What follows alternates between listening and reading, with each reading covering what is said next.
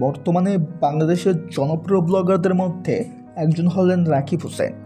তার কন্টেন্টগুলো সহজ সরল এবং মনোমুগ্ধকর হওয়ায় তিনি অল্প সময়ে তরুণ প্রজন্মের মধ্যে দারুণ জনপ্রিয়তা অর্জন করেছেন। তবে 2025 সালে আর দেখা যাবে না রাকিব হোসেনকে। কিন্তু কেন? বিস্তারিত জানাবো। তবে তার আগে আপনি যদি আমাদের চ্যানেলে নতুন হয়ে থাকেন তাহলে চ্যানেলটিকে সাবস্ক্রাইব করে সঙ্গেই থাকুন। ধন্যবাদ। সম্প্রতি একটি সংবাদ মাধ্যমে রাকিব হোসেন বলেন, 2025 আমার জীবনের নতুন অধ্যায়ের শুরু হতে চলেছে।